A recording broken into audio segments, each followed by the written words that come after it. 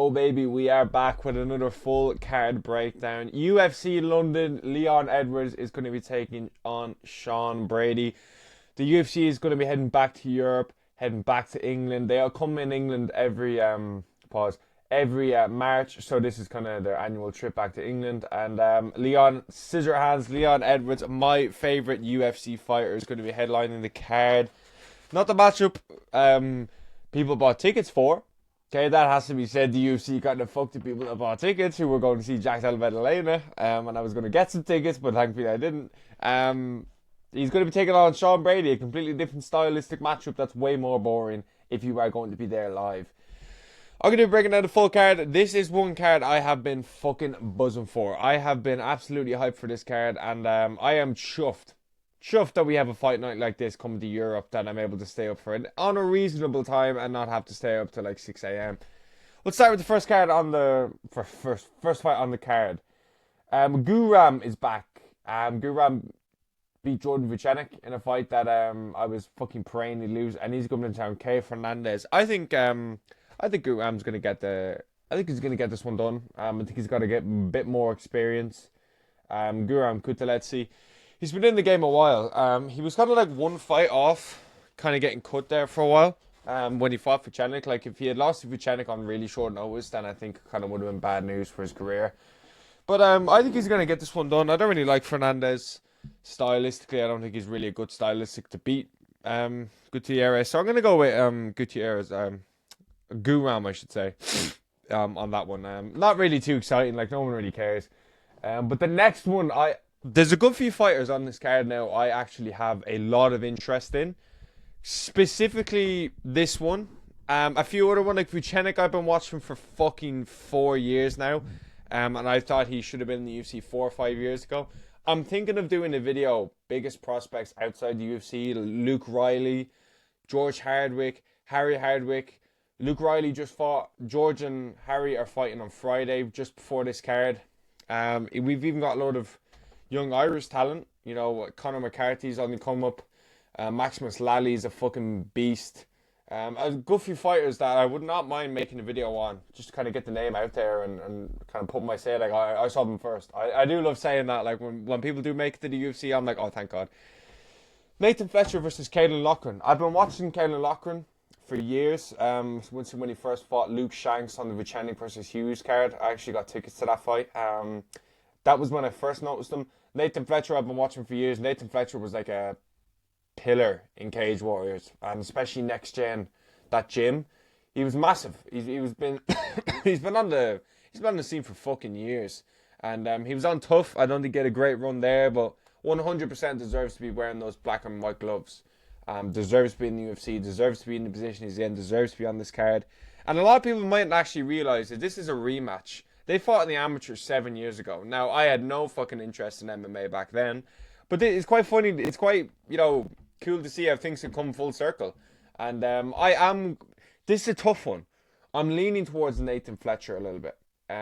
He beat him in the amateurs. I think that has absolutely fucking no relevance to this fight whatsoever. I just think it's I don't know, Caelan Loughran, I don't know how good he is, to be honest with you. I've been watching Loughran for fucking years, and he beat Dylan Hazan. He was the flyweight for the bantamweight title. I don't know, man. I don't know. Like, I don't know how good Nathan Fletcher is either. Like a lot of people are good on Cage Warriors and are finishing fights. Look at George Hardwick. Like, he got to the Contender Series and lost. Now, I do think George Hardwick is 100% UFC material. I think we all agree on that. You know what I mean? A lot of Contender Series boys are fucking better than a lot of, hell, even ranked fighters in the UFC, okay? Depending on the weight class, but I think Nathan Fletcher will be a little bit too... See, Caelan Loughran has such weird striking that I don't really rate it. And I just think he's kind of like he's like a blob when he strikes. He has like really kind of unique striking. Like, it's almost like a robot when he strikes. I think Fletcher's a little bit more clean. I believe the bookies have this at pick'em. I do think Nathan Fletcher's worth throwing in your ACA, to be honest with you. But Caelan Loughran can win. I'm going to go with Nathan Fletcher on decision. I think he's a little bit too slick in the grappling as well. Nathan Fletcher's very good. Like, he did get knocked out by Dom Wooding fucking years ago. I don't think he's lost an actual fight since. He's lost on tough, but tough fights actually don't count on your record. As far as I know, they didn't anyway. I don't think they do now, but I'll go with Nathan Fletcher on that one. I'll go with Nathan Fletcher on that. That's a really good scrap to start the early prelims. I really like that fight, and I'd be tuning in for that one, no fucking doubt. Sean Bannon, fellow women's strawweight, you know, as I'm clearly part of that division. Versus Pauja Tomar. I'm gonna go with Sean Bannon on this one. I feel like this is kind of one of them fights where they're not gonna let her lose, even though the bookies have it close. I feel like it's one of those fights like it's kind of there for her to win. It's kind of there for her to win, and I think she's going to get this one done. I feel like she'll get it done in decision. Just like a kind of, a striking matchup where she does better on the feet, lands better combinations, and maybe even gets like a clinch work in there and something. Nothing too exciting, you know what I mean? But, she'll probably get the job done.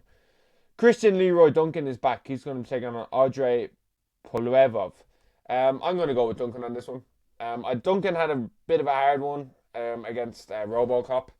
I've been watching Duncan since he signed with UFC. I watched him in his final fight in Cage Warriors. That's when I kind of started to really get around him.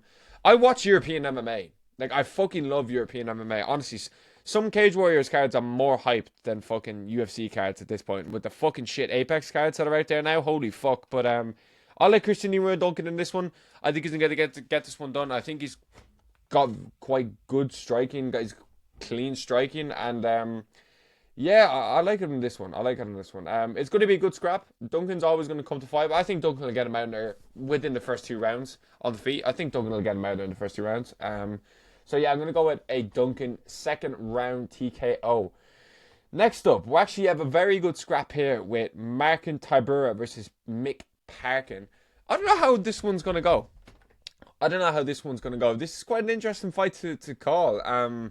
Mick Parkin is undefeated. He's running through people at heavyweight with his hands. He's Tom Aspinall's training partner.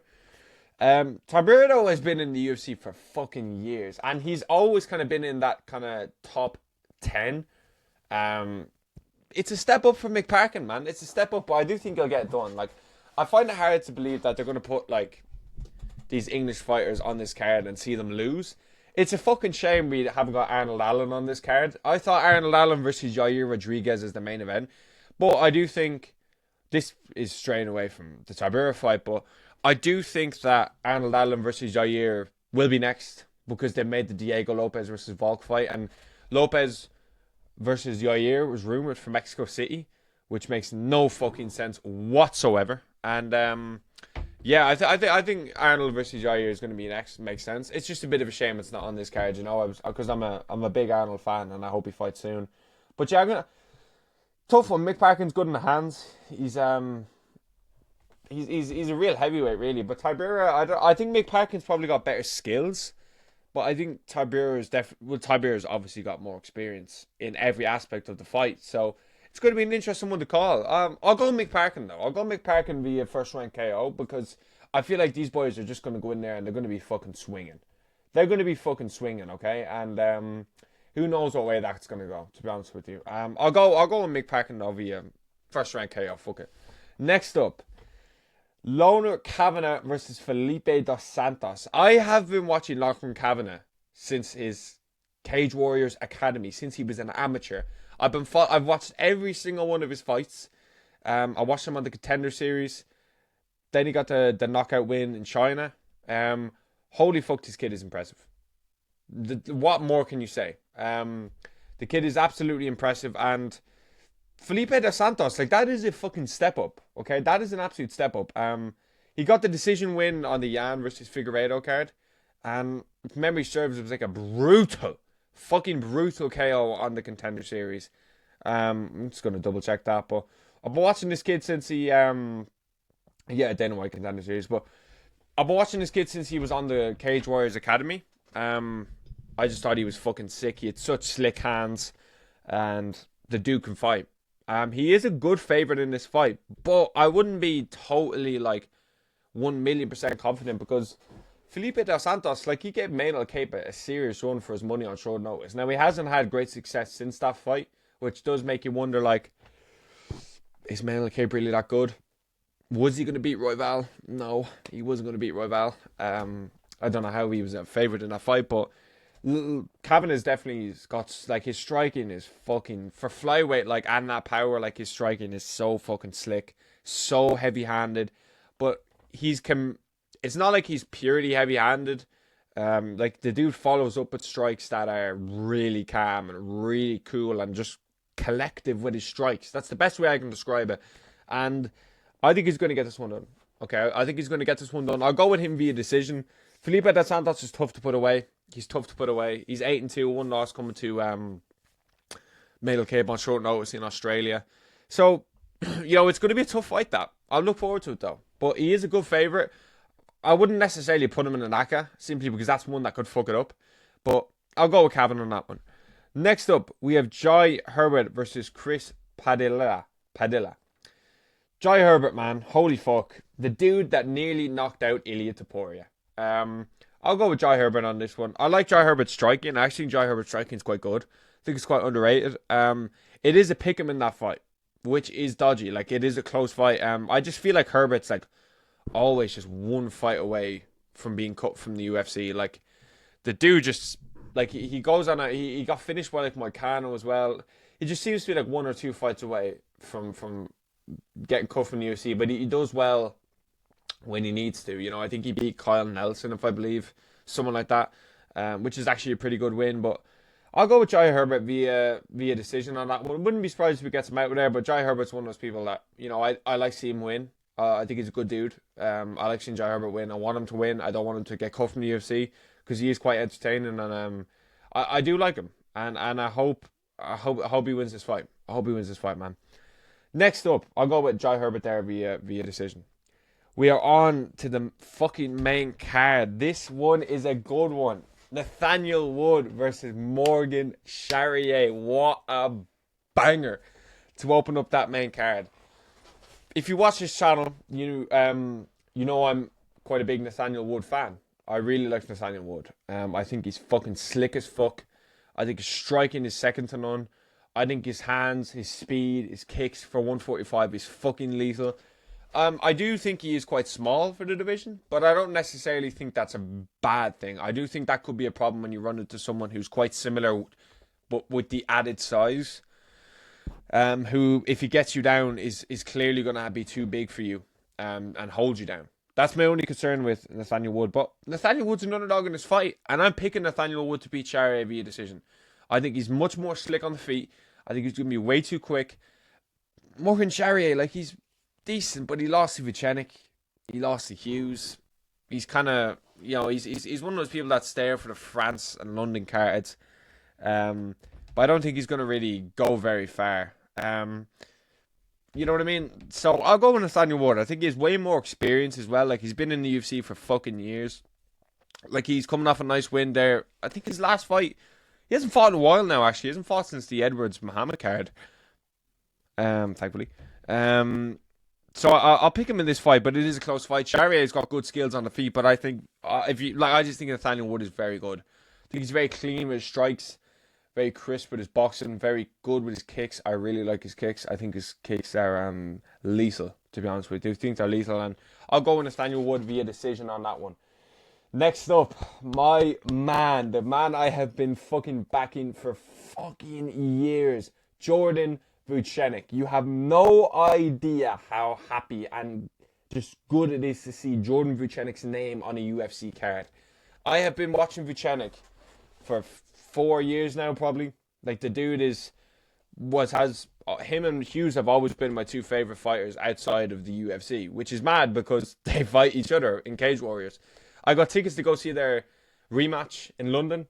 I've been following Vucenic since he lost that fight. I've watched every single one of his fights since then. I've been watching him for years now, and it's just fucking great to see him finally get the opportunity he deserves to be on the London card. He's great, class act, pure bloke, great fighter, and I think he's going to get this one done. The bookies have him a serious favourite, if memory serves. I think he's a 4-1 favourite in this fight. Yeah, 4-1 favourite. It's a close fight. Like, I wouldn't let that put you off the task that is ahead of him in Chris Duncan. Like, it is a good fight. Like, I will be picking Vucenic to win. I think his striking's so slick. He's really started to implement his grappling to his last few performances in Cage Warriors, where he's been picking up submission wins before. Like, I think the only submission win I seen Vucenic get was against James Hendon, which was a standing rear naked choke, in fairness. You know, he's meant to be fighting Hughes that day, but Hughes pulled out, unfortunately, last on the fight week. But that was like the best rivalry ever, like outside of the UFC. Like, that was like really the one of like, okay, there's one UFC this is what it was at the time. I know Hughes went to PFL and stuff like that, but at the time it was like, right, there's a UFC contract here on the table. Let's fight and let's see who gets it. And like, just the anticipation, the trash talk, the build up was fucking class for those fights. Hughes got one, Vucenic got one. Who knows? Maybe that's one down the road. Hughes kind of won both fights, if we're being honest. But Vucenic got the nod in the first one somehow. I love Vucenic, but I thought he lost. But it's a good scrap, this one, and I'm honestly just more happy to see Vucenic on the card. Fucking love to see it. And I'm going to pick Vucenic via decision on this one, okay? I'm going to pick him via decision. I think it's a good fight. I think it's a great fight. I think it's a close fight. But I think Vucenic is going to be a little bit too much in certain areas to be able to overpower Duncan to where he's going to get it done. And I like Vucenic in this fight. Good striking, clean striking. Nearly beat Gumar, sorry, on short notice as well. That was a very, very fucking close fight, and he won't make that same mistake twice. He won't make the same mistake twice, and I like him in that fight. Molly McCann is going to be taking on Alexa Tanara. This is a short notice replacement for Molly McCann, which is quite good to see that Molly McCann is kind of wanting to be on these London cards. Obviously, she wants to be on these London cards, but she's kind of shown, like, I will fight fucking anyone. Put it in front of me and I'll fight her. I don't see Molly McCann ever getting back to where she was as regards popularity, as regards stardom, as regards name value in the sport. I really don't think she's a big name in the sport anymore. And I don't think she ever will be. I do think that there was a certain level of hype train that her and Pimlet brought, but Pimlet's fighting Michael Chandler in a few weeks, so Pimlet actually kind of went on and moved on and did this with his thing. The verdict's still out on him. We're gonna see. We're gonna see when he gets up to that top level. Chandler's kind of like the worst at the top, so we're gonna see what happens there. I am picking Pimlet to win, so I hope he does win, but I don't really care about Molly McCann's fights. I care about Paddy Pimlet's fights, but I don't really care about Molly McCann's fights. I don't really relate to Molly McCann as much as I relate to Paddy Pimlet, or I don't think she's as likable as Paddy Pimlet. I don't think she's as popular as Paddy Pimlet. I think if she loses and gets cut, I don't really see there being a massive uproar or people being like, oh no, bring her back. But if Pimlet got cut after a loss, people would be like, what the fuck? I'll pick Molly McCann in this fight. She's an underdog, but I think she's got a full camp for this one. I think she's going to be mad hungry. I think she'll get this one done. I do kind of hope she wins. I wouldn't really like see Molly McCann go to the PFL. I hope she doesn't get cut and lose her fucking job, like, do you know what I mean? But then again, I wouldn't be shedding no tears, do you know what I mean? So I'll go with Molly McCann on this one, but yeah, we'll see what happens there. Next up, Gunny Nelson is back, and he's going to be taking on Kevin Holland. Really good fight, this. Really unexpected fight. Gunnar Nelson, yeah? This fucking dude only fights on the London cards. I'm always just mad confused about Gunnar Nelson. Like, what are you doing in the sport? Like, what's your goals in this sport? Because you just fight on the London cards. You literally don't fight on anything else. And I'm like, why? What's the point in even fucking, fighting on these cards? Like, why are you on these cards? He's clearly just a guy that, the UFC want to fucking have on the London cards. But it's just such a random fight. Like, he's pretty sure he's from Finland, if I'm not mistaken. And he just randomly spawns in for these London cards. Like, it's mad confusing, but I'm going with Kevin Holland on this one.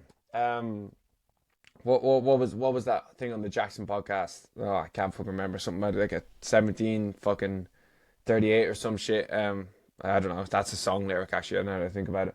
70, yeah, that's a song lyric. But I'm gonna go with Kevin Holland on this one. I think he's actually quite good on the feet. His jiu-jitsu's class. I think it'll cancel out Gunnar Nelson's jiu-jitsu, and I think Holland's gonna be able to get him get him worked on the feet and do well on the feet. Kevin Holland's grappling is quite underrated. I think Kevin Holland is extremely good jiu-jitsu. People just don't really talk about it.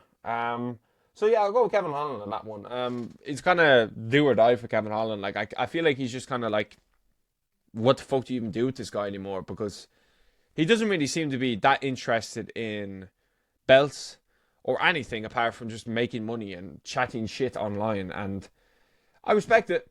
I respect it. Each to their own. But you have serious potential to go far in the sport, and you're just choosing not to. It's confusing to me. It's confusing. But anyway, go with Kevin Holland on that one.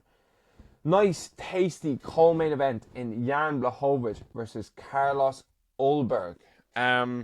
What a scrap. I have been on this Ulberg train for years now as well. This is a big step up though. And I would not be surprised if Jan Blachowicz is able to get this one done. With the low kicks, with the experience, with the grappling. I am going to pick Carlos Ulberg because I think Carlos Ulberg's striking is clean as fuck. I think he's good. I think he's young. I think he's fresh. This is a great matchup to get Ulberg into that kind of top of the division that I think Ulberg should be in. And I want to see Ulberg in because he brings a level of like excitement into his fights because he goes out there and tries to fucking put you away bad. And I like Ulberg. I think he's a bit of a breath of fresh air in that division that desperately needs it now. I'll go with Ulberg on this one. I'll go with Ulberg. Blachowicz, light heavyweight, definitely needs a few more faces. We got Khalil Roundtree versus Hill in a few weeks. That's going to be a fucking banger. Jamal Hill probably will get flattened. Unfortunately, I am a Jamal Hill fan. I know there's not many of them out there, but I do like Jamal Hill. And like if we got Ulberg against like a Pereira or something like that, like these matchups, Ulberg is slots right on in there. I think he's got star and name value to where like obviously. He kind of has that Izzy Camp clout, you know, Kai Car France, Hooker, Brad Riddell, Black Diamond, people like that, you know what I mean? Or Blood Diamond, sorry. People like that, they get all that kind of clout. And yeah, that camp is notorious for having loads of Volk as well, trains with them as well. So they have loads of fucking UFC fighters that are big names. And he does get a good name out of that, which fair enough, fair play to you. Like, it's going to bring your name up even more. And I think he's got the skills to back it. And I think he's going to showcase him in this fight. But it's going to be a close 29-28 decision to Ulberg where he just about gets over the line. And I think he'll do a little bit more maybe in the third. I think he'll get the first. Blachowicz will have moments in the second. And Ulberg will pull through in the third to get the decision win there. Main event time. Woo! Leon Edwards. Your favorite fighter. Your favorite fighter's least favorite fighter. That's what I saw someone say about Leon Edwards before. He's my favorite fighter in the sport. Don't ask me how that happened, but when I really started getting into the sport, I just liked Leon's fight style. I know a lot of people don't, and I just like him. I think he's a good dude, and he fucking smashed Kamaru Usman's chin in. I do remember that, and he beat the fuck out of Nate Diaz. All these memories, man. All these fucking memories, and this is quite a task he has in front of him, Sean Brady. This is a task now he has in front of him. I don't know if Leon Edwards is going to beat Sean Brady. I'm going to lean towards Leon Edwards to beat Sean Brady. But Sean Brady has such a wet blanket style to where if Bilal Muhammad can do that, I feel like Sean Brady might be able to. That Sean Brady even has maybe even more of a control heavy game to where if he gets you down, I think Brady might have better control time than Bilal Muhammad, which is quite worrying. But man, we need to get over this fucking bullshit of Bilal went in there and absolutely smashed Leon for the full fight. That was a close fight. That was a close fight. Okay, and that was a shell of Leon. Okay, and that was the best Bilal we've seen. I'm telling you all right now, if he beats Sean Brady, he can beat Bilal Muhammad. I have fucking said this for months, and people just write Leon off like it was just a complete domination of a fight. Like, it just wasn't that much of a domination, okay? It just really wasn't. He definitely lost, for sure. There were dominant moments in the fight, but it wasn't one-sided beatdown of the ages. And Brady's like, see, this isn't really more of a if you're a fan, let's say you're neutral, you don't really like Brady, you don't really like Leon, but you don't dislike either of them. It's quite hard to see who you root for in this fight because both of them are like, neither of them chat a load of shit. Sean Brady, I've been watching Brady for time as well. He let me down against Bilal Muhammad. And I feel like Brady's not fought someone with the level of striking that has the grappling credentials of Leon Edwards. And I think that's where he might slip up. I think that's where we might see Leon capitalizing this. Body kicks, keeping at range, doing well with the distance.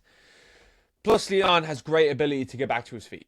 It must be said. He was even getting back to his feet in the Bilal fight where some of the takedowns. And I feel like Brady does have decent level striking. Like, he was actually doing very well in the striking against Bilal. Very well. If you go back and watch that, like, he was probably winning the striking exchanges. So Brady's striking is no joke. Like, he's come off a good win against Gilbert Burns where he just absolutely dismantled him for the full fight, which was an insane achievement. Like, Gilbert Burns never got destroyed like that.